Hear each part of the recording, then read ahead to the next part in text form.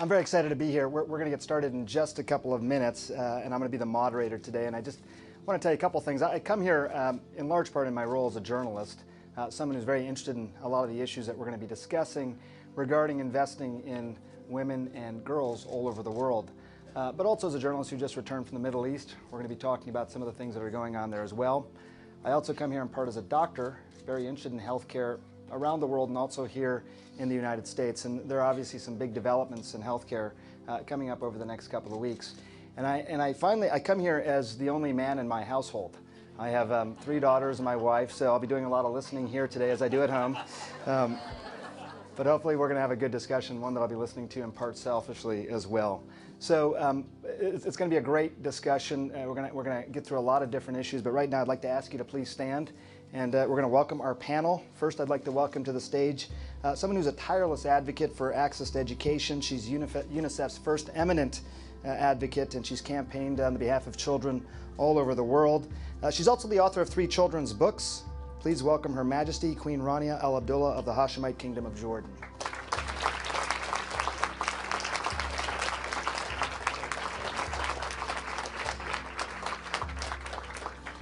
As the 67th Secretary of State, and before that as Lady and Senator from New York, our next panelist has been a passionate advocate for so many causes, too many to list really. Democracy, human rights, children, families. Secretary, she was known as a champion of women's rights. She's also a very frequent flyer. Her Twitter description says TBD as far as the future goes, so we'll ask about that a little bit. Welcome the former Secretary of State, Hillary Clinton.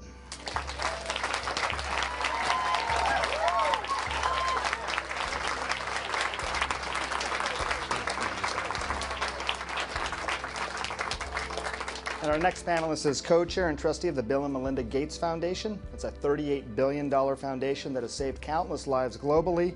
They eradicate disease all over the world. Her latest effort is to bring contraception to 120 million women all over the world. Please welcome Melinda Gates to the stage.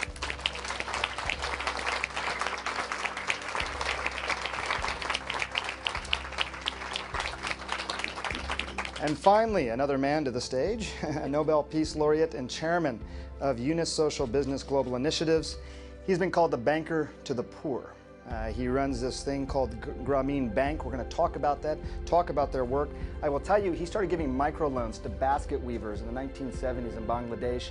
That program has been replicated and is now more than 100 countries. There's something to be learned here. Please welcome Professor Muhammad Yunus to the stage.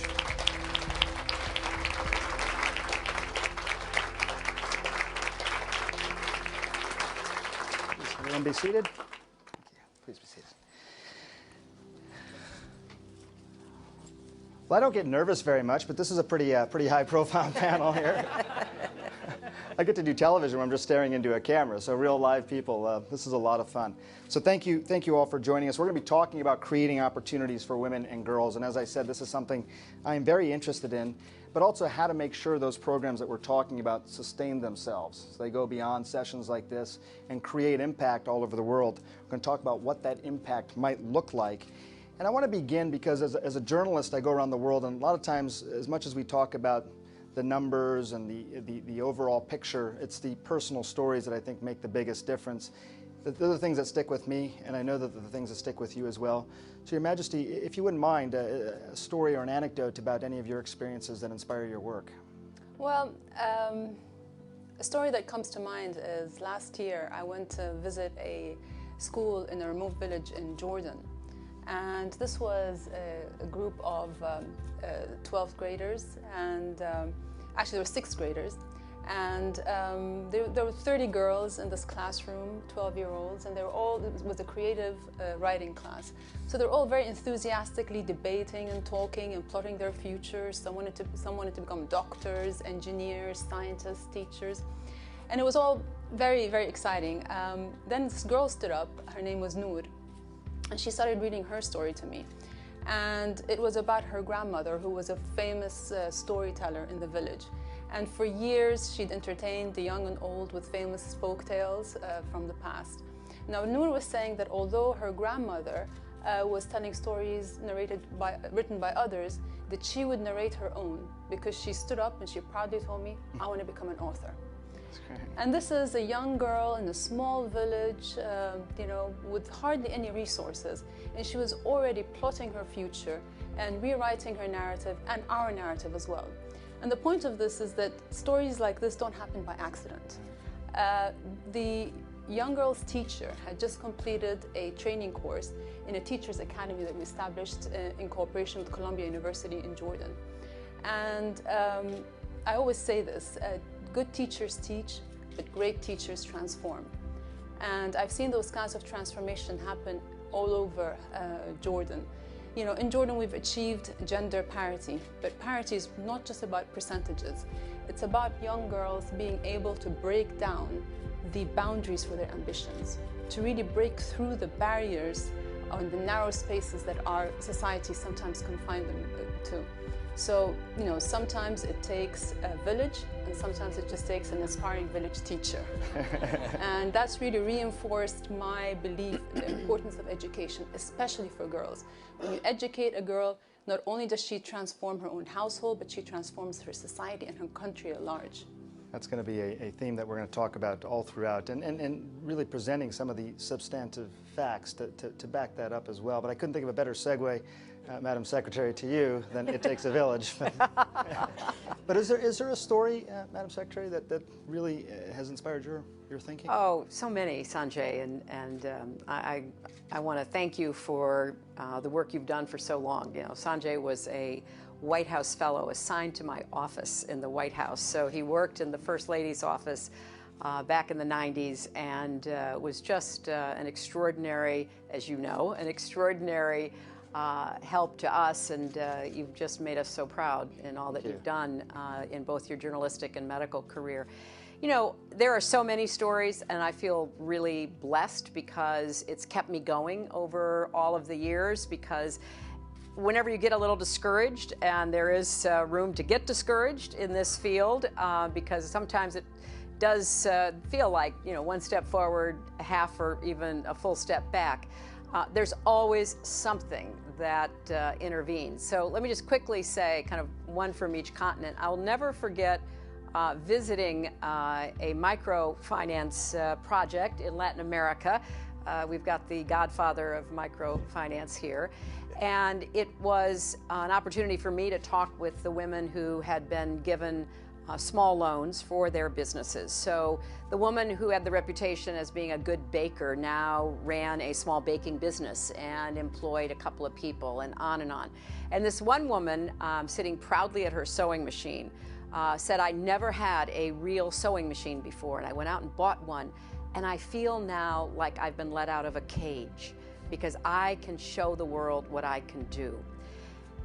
In Africa, many incredibly inspiring stories, but one of my favorites, because I've followed it over time, is a great project in Cape Town.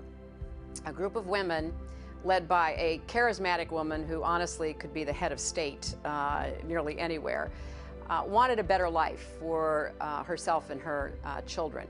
And she found a piece of land and took some of her friends with her and squatted on it and began to build a small village. I first visited her in like 96 or 7, I think, and I went to see her, and she proudly showed me these cement houses that had been cobbled together from old pieces of highways and old buildings that had fallen down, and now there was a community of about 40 houses with women and their children living there.